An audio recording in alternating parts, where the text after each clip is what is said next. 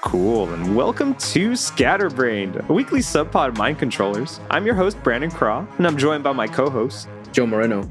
So sit back and relax while we tell you all about what video games and media we've been enjoying this week. Now, Joe, I know we just said I didn't have too much to talk about with the video games. I've mostly just been playing Star Wars Outlaws. I have some thoughts about it, but I feel like I haven't, other than you talking about Persona 3. I'm not too sure what else you've been playing right now. Let's see. This past weekend was mostly Persona 3. Yeah. I'm at the end. Essentially, I think there's like 3 or 4 hours left into the DLC. I just went ham on this weekend. I was like, you know what? Let me chill. Can't really play fighting games. Got an update on the fight stick as well, so we'll get into that. Ooh. So yeah, I just sat down, played some like 7 hours or something like that this weekend. So I didn't play too much compared to last weekend. I say it's 7 hours. That's not too much. It is, but it was a good time. It's grindy, right? You're going through the dungeons, and I'm like level 70 something now, and that's like, I don't know. I feel like, again, I think the XP is like boosted because I'm like high level, and I'm like, I don't even know how I got to this level. I've just been playing like regularly, not really grinding. And so far, I mean, it's interesting. It still holds my attention, and I want to see how it wraps up because, again, I've never played this DLC before or this add-on on the PS2. So yeah, I'll keep you updated on that. I mean, again, it's more RPG, more turn-based. It's really fun. I like it. I mean, I love Persona. Totally. I'm kind of curious to see what's going to be at Tokyo Game Show for Persona or SMT as well, because that's coming up soon. Yeah, you think we might get some like Metaphor stuff, Metaphor Refantasio? Oh yeah. That's coming out October 11th, I believe, sometime around there. Yeah, it's like 2 weeks, right? Yeah. Something like that. Right next to Silent Hill 2, so that's gonna be fun to schedule somehow. I don't even know. Bro. And I don't think I'll be done with Echoes of Wisdom by that time either. And then we'll get into the news, sure, but like Power World's coming. It's already out on PS5. I'm like, damn, dude. All right. Dude. It's wild. Yeah. So much all of a sudden. We kind of anticipated it, but we were already like, there's going to be a lot of games coming out right now. And I feel like they even stacked more on top of that. So it's really just trying to balance our time here. What I wanted to ask you about the Persona 3 DLC is comparing it to Persona 5 Royal, where I felt like that was almost like a necessity for the game and really helped continue on the story and give it like a nice conclusion. Do you feel like this DLC for Persona 3 Reload is of a similar caliber where like everyone will need to play it, or it's kind of like the full package, and to get that full Persona 3 experience, you should play through it? Yeah, I'm not too sure yet because I would have to see the ending. I see what they're going for because it's the reason why the protagonist did what he did at the end of the game, and finding like his answer, why he did that. Essentially, spoilers again, he saved everyone. So yeah, so far the DLC, how it works is like you clear a dungeon, and then at the end of the dungeon, you get like a memory of one of the party members and how their personas were awakened. Like what was the moment before they awakened to their personas? And so far I'm like, okay, they're trying to wrap it up. Like, we all met around this certain time. Our personas were awakened this way, so you learn a little bit more about the characters. Like for instance, Junpei is one of the characters. I never knew like his backstory before he became a Persona user, and you get a little bit of that here. Like he's coming from like a broken household. His dad's an alcoholic, right? I didn't never do any of that stuff, right? So I think this is for more like if you care about P3, I think play this DLC. I think it's worth that. If you're like, I'm all right with how it wrapped up, just watch like a long playthrough video or just like the highlights on YouTube. I think this is more for the P3 fans. And if you're coming in from P5 and you're like, yeah, I'm satisfied with P3. I don't think you need to buy this DLC. Not at this moment. Okay. Got it. Because, you did have to buy it. I wonder if it was included in Game Pass. Something tells me it's... It is? Yeah, it was. Okay. Well, that's good to know then, because I don't know...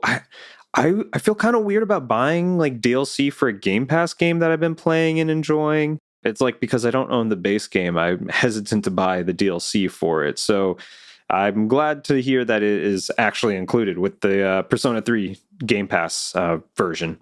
But you also said something earlier. You have an update on your fight stick situation. Yeah. So the cable, the initial claim I put in, they reviewed it and they're like, yeah, we'll get you that cable. However, it's going to take 3 to 4 weeks. Right. So, and then I received the cable I bought on a whim because I, talked to one of the I guess like advisors or whatever supporters they have, representative is probably the best word. Mm-hmm. And they assured me like, yeah, this cable will work. I asked twice, right? Are you sure? Because this is a purchase like, it's $30. Yeah. I mean, bad news, cable does not even fit the fight stick. So are you serious? Yeah. Yeah. So I was pretty pissed because when I got the cable, I was like, I'm ready because it was yesterday, and I believe Terry was going to drop on Street Fighter 6 last night. Yeah. And I want to play on Fight Stick, right? So I got the cable around 4 or 5 p.m. I was kind of done with work, still had like some work left over. And I was like, let's try this right now because I have some free time. So I plug in the cord, plug it into the PS5, plug it into the Fight Stick, and I noticed that it's not plugging in. It doesn't even go all the way into the connectors, whatever it's called. And I was like, this is not going to work, is it? So I'm mashing the button on top of the control stick, because it's like a PS button. There's no power to it. There's nothing because the cable doesn't fit, right?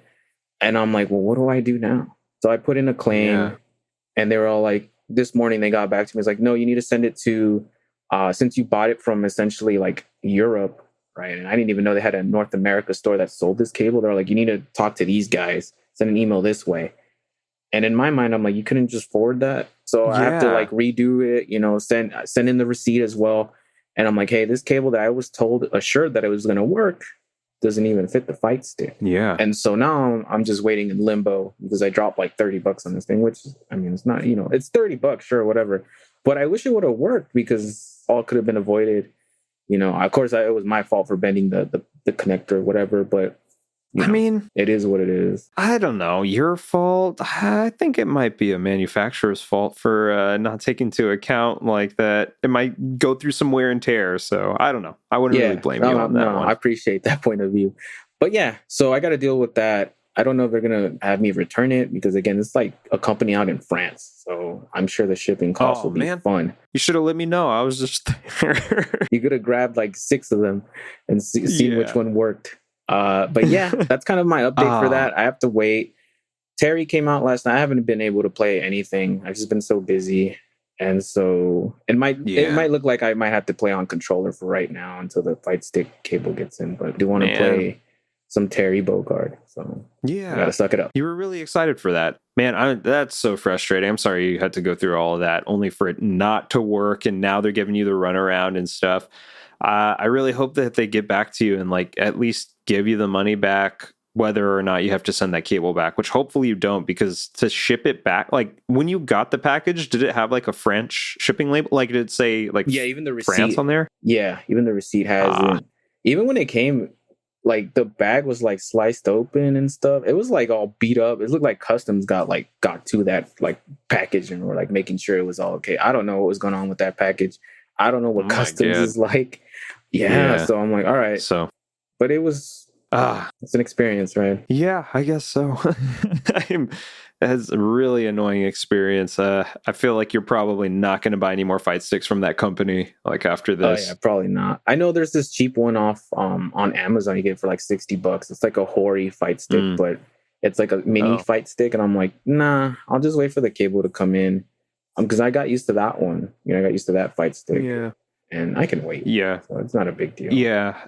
It's like either way, whether you have to get used to a new fight stick or you have to get used to your controller again, you're going to have to readjust to something. So you might as well take the cheaper route, especially after you already spent $30 and not have to drop more money onto a new fight stick and then learn how to play on that one. Man, what a bummer. And the cable's coming. It's just going to take a month, which is not cool, but is what it is. Are there any new Street Fighter characters that are supposed to come out within that month? No, thank goodness. No, I mean, this is the character that everyone is like excited. I think this is the Taylor Swift character of fighting games. That's what someone said. I was like, you know what? I kind of agree with that because he's like a celebrity. He's a guest. Street Fighter's never had any guests essentially. And so for it to be Terry Bogard, which is an SNK property, which SNK and Capcom were like, they were competing against each other in the 90s, early 2000s as well. Oh, right. So to have him in Street Fighter, it's really cool. And I've seen like Maximilian do covers like combos where he covers fighting games and what he can do with Terry. And I was like, holy shit, I want to learn how to do that, right? Because I play Zangief, who is not really combo heavy. He's got some combos here and there, some extensions and whatnot. But Terry's a whole different, like, I'm not grabbing people. I'm actually have to put in the work to do combos. So that's why I was like practicing Akuma to learn how to cancel into level 3 moves and just learn how to like basically link combos together.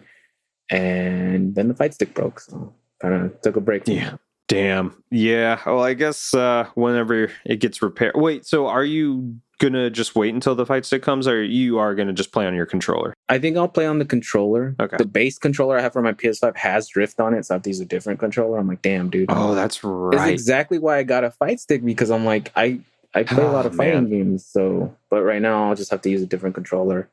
And maybe I'll get that 30th anniversary controller. Maybe. Oh, bro. Oh, my God. If you get drift on that thing, that would suck. Luckily, I know someone who can fix that kind of stuff, but I don't. Oh, okay. I don't. Yeah, he's out of state. Yeah. I would have to go visit or send it to him, and then it would take a while to get it back. So I feel you. Well, damn, dog. Best of luck to you with the rest of that. Oh, man. So it sounds like you probably didn't have too much of a chance to play any fighting games this weekend. It was mostly Persona 3. Yeah, mostly Persona 3. I was like, you know what? I'll just put in time to Persona 3. We're coming up to Echoes of Wisdom and a bunch of other games. I just use that time to play it through the DLC. Yeah, no, I think that's smart. Just keep on making way towards finishing a single player story based game right now, especially with another one of those coming along the way. I mean, Zelda games usually aren't too story heavy, but it has a narrative and you're not playing online or playing against other people. So yeah, I get you. Yeah. And other than that, I beat Circle of the Moon, that Castlevania game I was playing through. Oh, right. Yeah. That game's a little tough, but it's a lot of like learning repetitive boss behaviors, how they move, how they interact with you. I finished it up, and for it to be like, I learned that it was a GBA launch title as well. Oh shit, really? And I was like, you know what? I would have loved this as a kid, because when you beat the game, you get like a code, and there's different codes after you beat the game that change up your play style. So like the code I got was like Fireball, and you can play as a magician in the next, like, if you do like a new game plus or something. There's one that's like a martial artist. And I'm like, dude, I would have loved this, because when you're a kid and you have that time just to like explore what the different play styles are like, beat the game again. Yeah. And I think the max level might be like 99 or something like that. Oh, damn. Yeah, I was like, dude, I would have loved this. But now that I got limited time, I'm like, one playthrough is all I got. Right. I beat it. I was happy with it. And for some reason, like Metroidvanias, like I struggle with them. You know how I was playing through Tales of Kinzara? Yeah. And I was like, nah, man, I don't think this is for me. Hollow Knight. Yeah. I beat it, and I was just not a fan of it. But there's something about just base Castlevania and base Metroid that I just love. But I don't know why. When it translates to other games, I'm just like, no, I don't like it.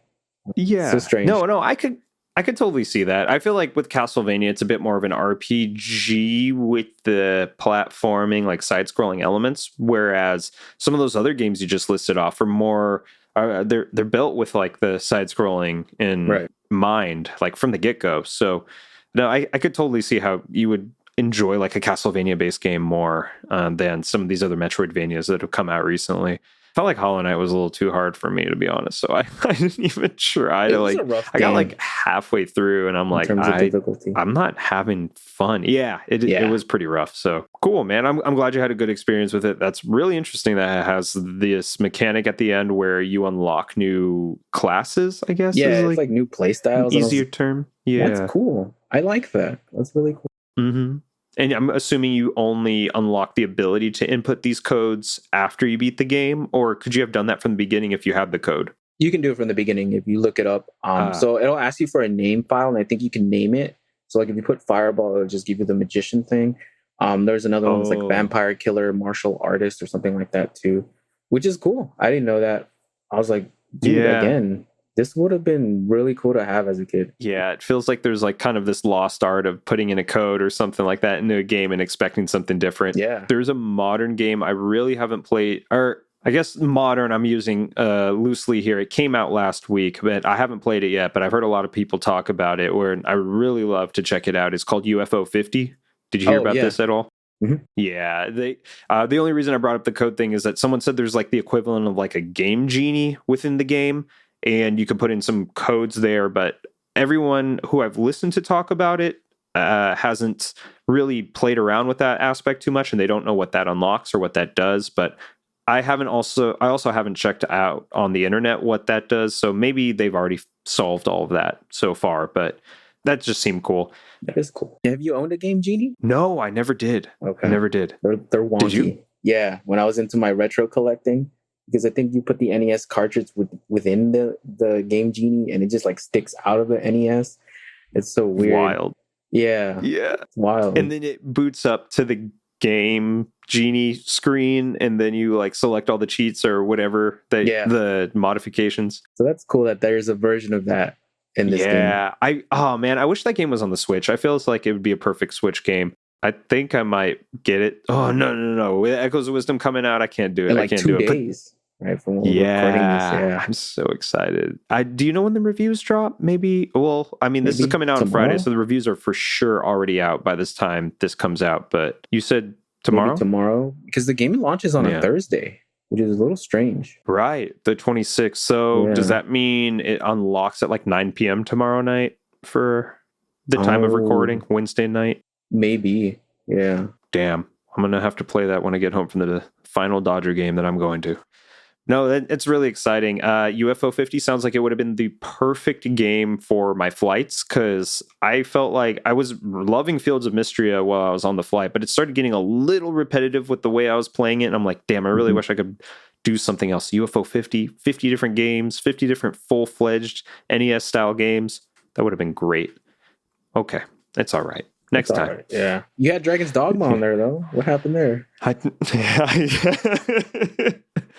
didn't even try to boot that up. I feel like that would have run so terribly on a Steam Deck, but maybe there's something I could have done to get it running. It's okay, though. It's all good. Sorry. The reason I didn't play Dragon's Dogma is because I knew I was coming back to another 7.5 out of 10 game in Star Wars Outlaws, and that's what I've been playing the past week. Yeah. Tell me all about it. Yeah, so I feel like everything everyone said about it is pretty much true. It doesn't have like the best feeling gameplay, at least not right now. I've heard once you unlocked a bit more of the sneak mechanic stuff through the abilities, then it becomes a bit more fluid and feels a bit better to play. But to do that, it's a really interesting like upgrade ability unlock system where you have this grid of, I think, like 9 cards or so, and each card is like a person you've met. And each one of those persons has like 5 different abilities. Each one of those person cards has 5 different abilities that you can unlock. And to unlock them, it's not skill points or anything. It's objectives that you have to complete within the game. For example, one of the objectives that I had to do was like use this fast talk ability, which allows me to talk my way out of being spotted while in stealth. Like if I'm stealthing around someone and they catch me, I could hit fast talk, and then like the main character Kay Vess will try to talk her way out of the situation. And this ability would only unlock if I used the fast talk in combination with stunning them right afterwards. So I'd have to like fast talk my way out and then stun them with the gun. And then I had to do that 6 times in order to unlock like the ability to sneak around easier, or like reduce the sound level of the footsteps or something like that. So all of the abilities are stuff like that. There are some in which you have to collect some materials in order to unlock. But yeah, I really appreciated that approach for unlocking like new game mechanics. And there are some mechanics in there that feel like they should have just been given to you. And maybe it's because I'm rushing through the game right now before 100% not going to complete it before Echoes of Wisdom comes out. But I think maybe because I'm trying to like complete it really quick, I'm a little annoyed that they didn't just give me some of these items right off the bat. But on principle, I kind of dig that. I like respect that design choice and appreciate it. And if I had more time, I think I wouldn't be so bothered by it. Other than that, the story's been mostly interesting. Where I'm at right now, I'm like only 8 hours in, and someone who was, I guess, spoilers for Star Wars Outlaws, someone who was helping me try to fix my ship that I stole off of some rich dude ended up betraying me in the end. and he wanted the ship for himself, and he was just like hiding that fact this whole time. He was just playing like this very humble, kind of quirky engineer who was trying to fix the ship. And then he was like, actually, I've been working for that rich dude, and I want this ship, and I want to like leave that guy. I'm going to kill you right now and take the ship. But then some other stuff happens and you get rescued out of that situation. But I feel like I'm only maybe 1/5 of the way through the story. I feel like so much more needs to happen. And like I said, I'm like past the 8-hour mark in the playtime. So this is very much a Ubisoft game where there's a lot of, map checklist type things that keep on popping up. You kind of discover them in interesting ways, though. You'll be on some other mission and you notice a data pad that's just sitting out, and you have the ability to read the data pad, and you open it up and it's like some journal or log entry that talks about like, oh, hey, I left our secret stash over here on this side of the planet, and you better get to it before someone else does. And then it puts that little thing on the map and like, oh, you could find some new armor or something back if you go into this area and like search for the secret stash. And there's just like a lot of nicely detailed things in there like that. I really enjoy it compared to some of the other Ubisoft games I've played. I think the last game I tried to play was like Assassin's Creed Valhalla. Maybe that was when it first came out on Game Pass or something, and that was some years ago. Yeah, I don't know. I just couldn't really get into it. So all in all, I've been having a good time with this game. There are some annoying things that sometimes happen where it feels like the mini-map quest objective thing will sometimes not update. And then I have to either like Google where I'm supposed to go or just try way too long to figure it out. Yeah, earlier today, I was like in an Imperial base, and the objective was telling me to go into the Imperial base that I was already in, and it wasn't updating. And it didn't update till I left the Imperial base, and it told me to go, like the actual location of the next objective was like halfway across the map. So I'm like, man, I just wasted like 15 minutes just trying to look for this thing. And yeah, so there's some like, I don't know, annoying little bugs. There's also this weird, I don't know if this problem is persistent on console, but at least on my computer, and I have like a pretty decent computer that could run everything maxed out.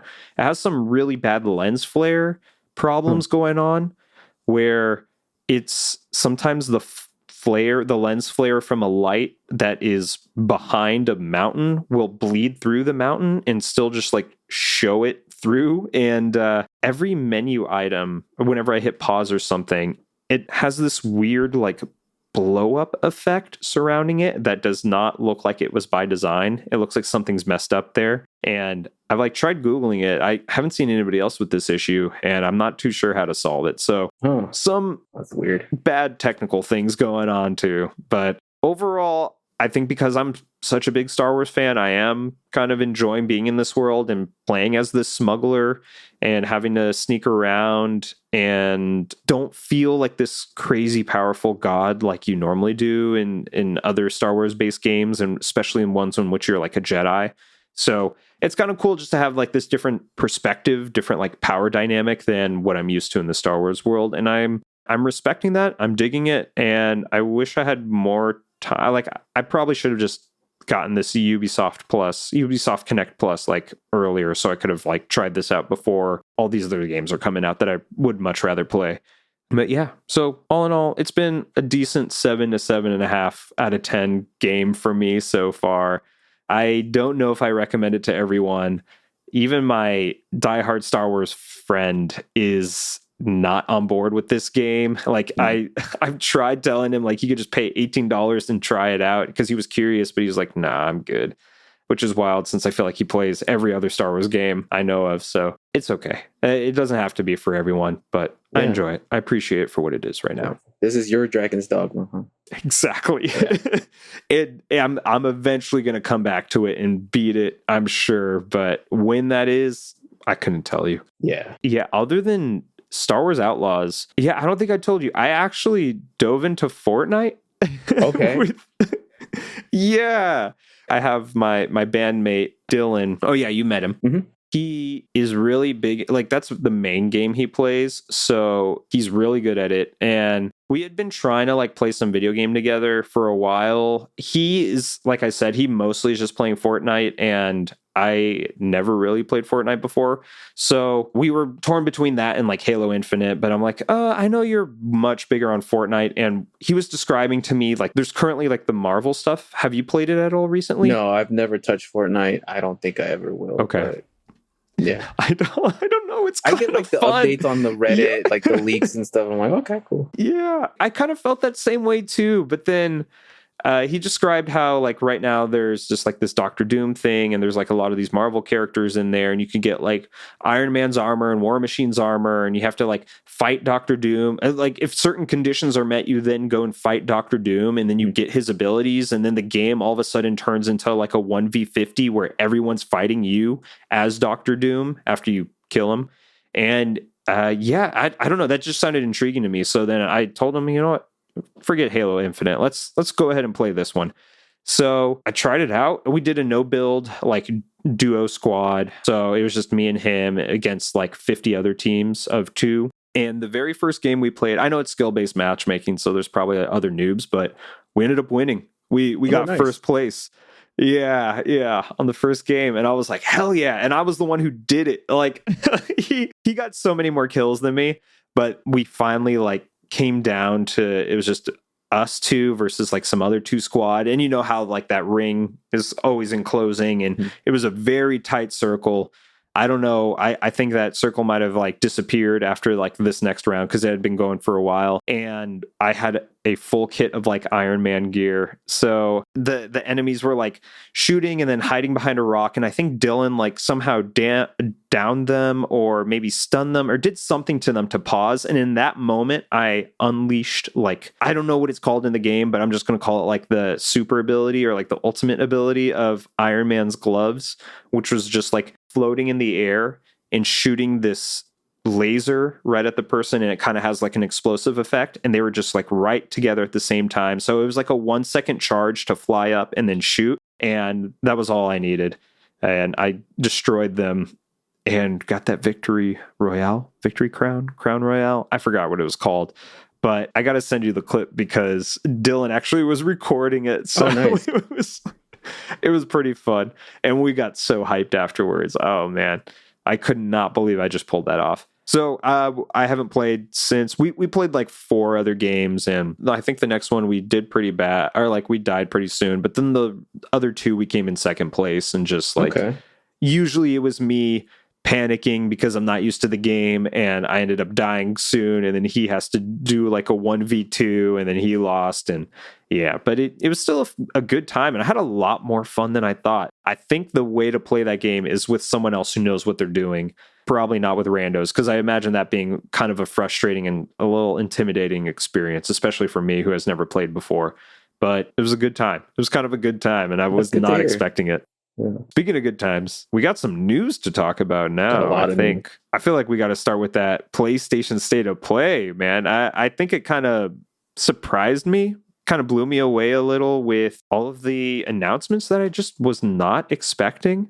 And I know I was joking with some friend that this was just going to be a bunch of like remasters it's just going to be like a State of Play, but remastered version. But no, it was a lot more than that. Gotcha. Okay. So this is not the level 5 in Sonic Central discussion board that I thought it would be. Oh, shit.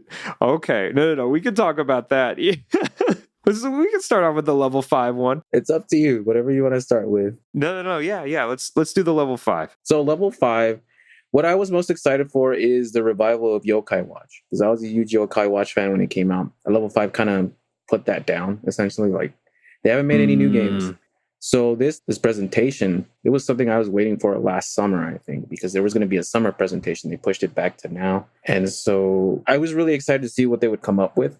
And I think it's called Holy Horror Mansion, which is not Yokai Watch. It's like a spiritual successor or something. And it was super interesting because the way that they describe the mechanics, it's still an RPG, it looks like, but you're combining like items to like create like, I guess, like allies or something like that. You can naturally like catch the yokai as well, right? Like befriend them. And so this game's not coming out anytime soon. Even the presentation said like coming soon, but not that soon. You might have to wait a while. Right? Meaning this is going to be like on Switch too. Ooh, okay. So I'm thinking 2027, which is a while from now, right? But that's what I was most excited about. Hopefully sooner. Yeah. Yeah. I know there's a Professor Layton game, Inazuma 11, which is like a soccer kind of RPG type game. I'm not too familiar with that. If you're into Professor Layton, there was a new one announced. Those games are just too damn hard. Like, I'm not in the right frame of mind ever for those types of games. That's exactly. I remember trying to play them on the DS, and I was just like, I'm not smart enough for this. I can't do this. Yeah, maybe one day. I'm looking through the list of announcements for level 5. Fantasy Life also was pushed back. That was pushed back. It was supposed to be this year? Or... Yeah, I don't know if they're making it more open world now. So maybe that added some time to the development cycle. Yeah. I've never played Fantasy Life, and this one caught my attention. I'm glad that it got pushed back to next year because, dude, there's just too many games. Too many. Yakuza, Pirates in Hawaii. And Monster Hunter launches the same day as Yakuza. Hunter. Yeah. And I'm like, this is the same problem I have now. Yeah. So, good luck. Yeah. So we'll get to the state of play. But yeah, I mean, your thoughts on anything level 5? I didn't really pay too close attention to this. I know I saw a lot of the like Twitter updates as these were being announced earlier this morning. Pretty much like you said with Professor Layton and Holy Horror Mansion, I think were the two bigger things that were talked about through this presentation. I never played Yokai Watch, but I felt like I totally would dig it because it's like another monster taming game, monster capturing game. Hopefully Nintendo doesn't go after them. But I think that it could be something I could get into if I like have the time when the game comes out. Seems pretty cool. Other than that though, I'm like looking through these and yeah, I don't know. Nothing is really catching my eye. I see this other game called Deca Police. Yeah. Not too sure what that one's about. Come out. That was on a Direct before, on Nintendo Direct. I don't know which one. Yeah, but this was another game that, again, I was like, this looks interesting, looks pretty cool. They had like an RPG, action RPG, I'm not too sure, mechanic as well.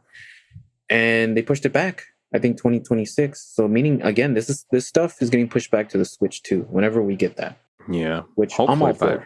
In a year. But yeah, same here. I would rather them push it back and make the best product possible than rush this just to hit some sort of arbitrary deadline. I can understand that there's probably some sort of budget constraints that might happen that might force some studios to like push something out quickly. But if you don't have to do that, then why not just delay it a bit to create something better? So totally all for this.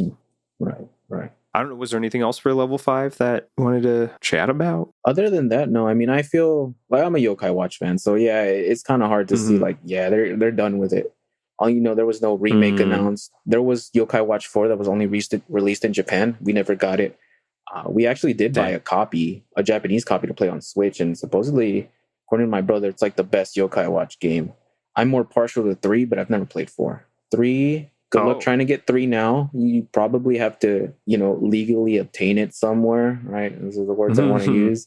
But that game's expensive. That game's like $300-$400. So damn, that's too much. Games there were a lot of them weren't made. Like a lot of copies weren't made for 3. So anyone trying to get into it now has to emulate or shell out some money, which is unfortunate. I wish they would just remake them. Yeah, same here. Well, that's kind of annoying. That's a bummer. Yeah, I feel because they were both on Switch or Nintendo consoles 3DS. Primarily. Yeah, so these guys were on 3DS.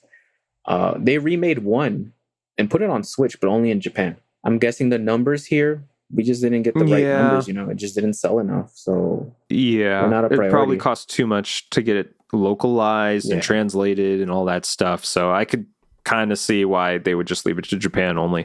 That reminded me of something that is not coming out in Japan that was announced in the Sony State of Play. But before we get to that, what did you think about the Sonic Central? I don't know if you checked it out. I didn't. All I saw, right. Well, actually the announcement was like in the State of Play that Keanu Reeves is voicing Shadow for the Sonic X Shadow game. Yeah. Or wait, is the Sonic X Shadow? What is it? Sonic X Generations, I believe. Generations, thank you. Yeah. Which is a remake of the Generations game that came out on PS3 and something, and then they're adding Shadow's story. I'm not too familiar with the current Sonic games. I was more like Sonic 1, 2, 3, right back on the Genesis. Yeah, so I checked it out just out of curiosity. Yo, Sonic Topgolf? Yeah. Let's go. Yeah. That's crazy. What a weird, wild collab. I was trying to say weird and wild right there. And there's a comic book series? There's going to be like a Batman Shadow comic Yeah. Yeah. I see like Knuckles dressed as the Flash, or maybe that's Sonic in a Flash suit. What is going on in the Sonic Yeah, world? dude. What the hell? I was like, what? And I watched this real quick, right? Because I had a break in between, and I was like, let me just speed run this thing. There's a lot of interesting stuff in there, a lot of mobile game stuff, but some of the stuff in there, I was like, huh, all right, that's Yeah. weird and interesting. That's crazy. What the hell? These are some wild crossovers. Getting a motorbike helmet? Mhm. What? Okay. I mean, I could kind of see it. Sonic in general is hitting this like mainstream level of popularity with their films that keep on coming out like every other year, which personally enjoy. Like I kind of dig them, and I'm gonna Dude, the go see trailer them. for 3, I'm like, oh shit, I gotta go watch this, and I've seen 1 and 2, so Yeah, it looks fun. So it is making sense to me that they're hitting all these other like merch avenues and stuff like that. So crazy. Well, shit, I'm glad you brought this up just so I could react to this live right now. I'm like blown away by some of these announcements, especially the Topgolf one. I'm like, what? That one makes zero sense to me, but I also kind of get it. Yeah, well, we're going to have to check some of these out whenever they come out. Oh man, state of play? State of play. It's time for state of play, sure.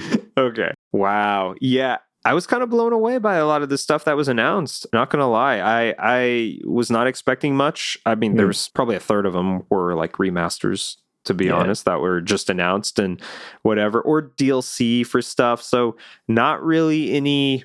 Felt like not a lot of unique IP, brand new things. There was one thing that kind of branches into that, which is like the announcement of Ghost of Yotei. Yeah. It's a brand new game. It's a sequel to Ghost of Tsushima. A lot of people have been asking for it, and we got it, and it looks pretty good. And they knew what they had by saving it at like for the last in this state of play. So I'm sure they know that this is going to be a big hit, and they needed a win right now, especially with all the bad press they've been getting. What were your thoughts? Like, what are you most excited about from here? Oh, and Alan Wake 2 DLC. The PS5 Pro. Oh my God. I thought you were serious for a second. No. I saw that they doubled down. They doubled down on it, right?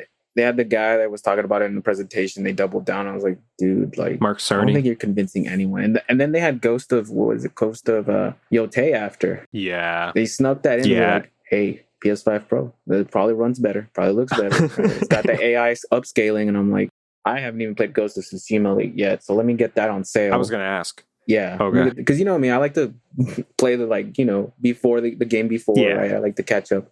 I mean, it looked cool. I think what I took away was you texted me about Power World being on PS5. You can buy that right now, right? I have that shit in my cart right now before Nintendo destroys it, right? And we lose access to it. Yeah. So I'm going to grab that today, which I'm like, God damn it. I was going to call it Wand of Gamelon. Echoes of Wisdom coming out on Thursday. And I'm like, I know. There's no way I can play this, but I don't know what Nintendo's going to do to Power World. Like, let me get in there real quick. Yeah. And just a sidetrack. So it sounds like Nintendo and Pokemon Company are upset because the catching mechanic, you know what they have in Arceus? They actually patented that back in 2022 or something like that. And so that's why that's why the lawsuit's going on. So I'm not too sure what that's going to That's what I heard. How that's going to get resolved. Yeah, I don't know. Especially wild with them putting out this game. Well, I'm sure for Sony it was like too late to back out now. It almost is like Sony is choosing the side of Power World, and now it's going to be Sony versus Nintendo in some weird way. Get your copy now of Power World. I'm just saying. Yeah, for real. Yeah, I'm like, and if they lose the lawsuit, they're not going to stop selling the game. But how are they going to change that? Or maybe they will have to just stop selling the game. I don't know. Yeah, that's my fear, that they'll pull it off of the store, because we have lost games like that. It's a little messed up that they patent a whole game mechanic. I get that it is so close to just having like a Pokeball throwing thing because it's called Palsphere, and it's very synonymous. But I don't know, man. It seems a little scummy to be patenting a mechanic. I thought the issue was going to be with the usage of like the Pokemon models, but it's not even that. It's kind of worse than that. Yeah, which that could be down the line too. We don't know. Yeah, they actually bring that up. That's true. So, and it did say that Power World was not coming out in Tokyo or in Japan for the PS5. Like it said. I didn't know that. Yeah, there was a disclaimer that I saw, I think on some screenshot, that it said it was not going to be released in Japan. So I'm assuming, but we all know why. It's it's not a because of the secret. lawsuit. Yeah. Let me know what you think if you end up having any time at all to play it. I mean, it's mostly a survival horror game. Or not horror. It's mostly a survival game. I've been playing a lot of survival horror games. That's why I had it on mine. But survival game with some Pokemon mechanics. I'm not sure how big you are on some of these survival games, but I wonder if there's crossplay, because that'd be kind of dope to play it with you on like from Xbox, because it's on Game Pass. So to play it from Game Pass and play it with you on there. But I had a fun time with it. So I feel like you would too once you like dove into it. Yeah, I don't doubt it. I'm going through this other list of stuff. I know we already talked about Ghost of Yotei with some of the bigger ones. Astrobot DLC. You know how I'm feeling about Astrobot. Right? Free DLC, speed running. We got some more We got 5 new levels. We got 10 more bots. You know I'm going to be on that as soon as it drops, like day one. Other than that, I don't know. I'm looking. Go ahead. One game, Hell Is Us, at the beginning of the presentation. Yeah. That one looked interesting because it looked like an action RPG, Dark Souls-like. Horror Souls. Yeah, like more. I know Elden Ring and Dark Souls already has like a kind of like a Victorian horror-esque element to it, but Gothic horror, Gothic, thank you, not Victorian. But yeah, Hell Is Us seemed a bit more surreal. That seemed like pretty interesting too. I'd kind of be down to try that one out. I'm pretty excited about Dragon Age Veilguard, so definitely going to pick that one up. But my mind was already made up on that before I saw this, and this isn't a PS5 exclusive, so I can see why it's here, but it didn't need to be in the state of play. Yeah, from what I saw, it looked fun. Like I said, I bought Inquisition.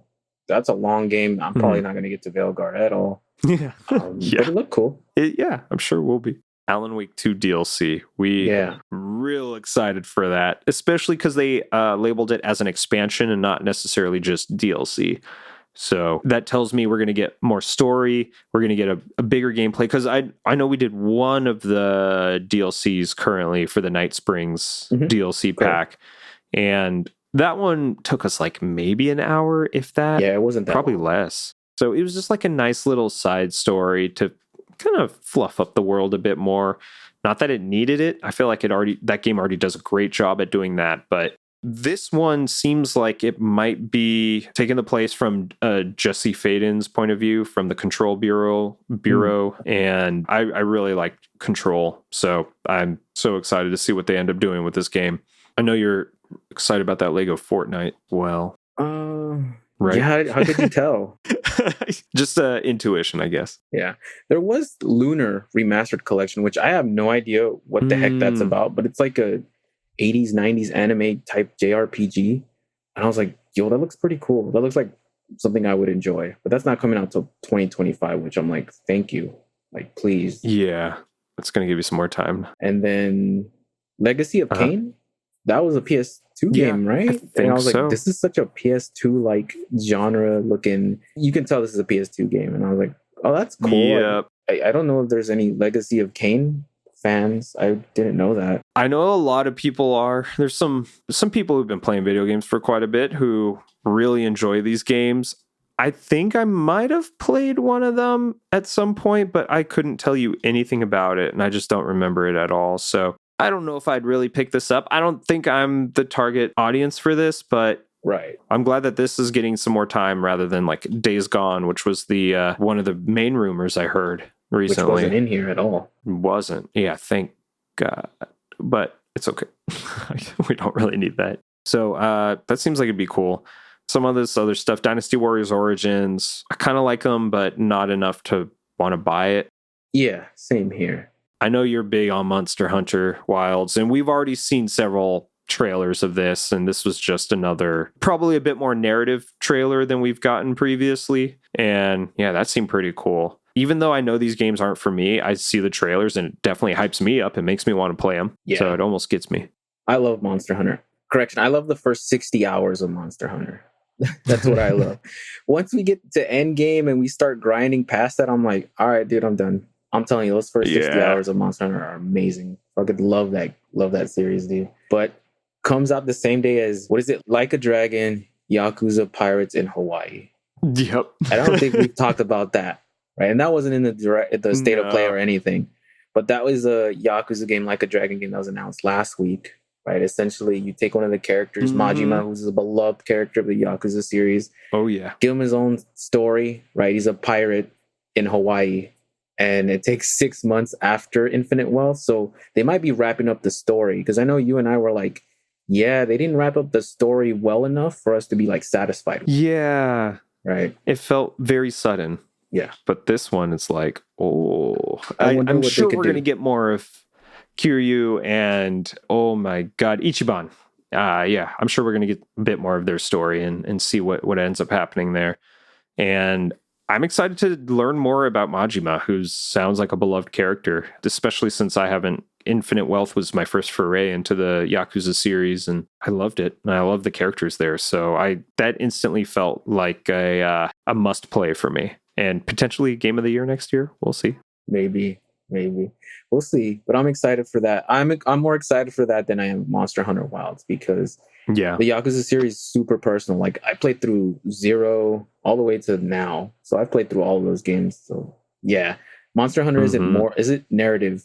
Isn't a narrative like this, like Yakuza Like a Dragon. So that's why I like more of the narrative games, right? Something that's more single player. You can just dive into. It's there when you need it. It's like comfort food, as opposed to Monster Hunter, where you might have to team up with randos just to take down a monster, and people are yelling left and right. And I'm like, I don't know about that. Yeah, could get a little chaotic. Yeah, definitely can. Just going through the list here still. Lego Horizon Adventures. That Fortnite controller. You might have to add that to your collection. Oh, Jesus. Loki, I'm like, this is like so ugly that I kind of like it. Like it's not good. Yeah. Yeah. But I always have an affinity for ugly things that I think like kind of are charming in their distastefulness. But it looked wild. But yeah, dang. I feel like with Horizon, I feel so jaded by the announcement of the remaster that I'm like, I just don't care about anything else that they put out right now. Yeah, I know I have a copy of PS4 for Horizon with the DLC. I'm sure it's still sealed too. I have a sealed copy of that, so I could upgrade to the $10 PS5 version. But man, I have no time at all. Because it's another open world game, and the narrative, like the gameplay is fun, but it almost is like a Ubisoft makes Monster Hunter type of vibe. Yeah. I don't need to talk more about it. You've seen enough gameplay. You know enough about the game, but yeah, so it is kind of time consuming. Stellar Blade and Niers. Oh, go ahead. Oh, yeah. That was one thing I was excited about when I saw that. I was exercising and I was about to like fall off the machine because I was just like, yo, what the... I still haven't played Stellar Blade. I have it. I finished Dragon's Dogma 2, so I don't know when I'm going to fit in Stellar Blade. But the fact that they're going to have like a crossover with Nier Automata is pretty cool. I think that's awesome. And it just makes so much sense, because I think the composer for like the Nier Automata music also did music for Stellar Blade, and you can tell because it has got the same flavor of music. So I wonder what they're going to do with the story. I didn't know that. How they're going to cross it over. I don't know. It's exciting. I guess it's exciting because I don't know what they're planning. And so it's just, just like theory crafting, right? Like, oh, what if this, right? But I think that's pretty cool.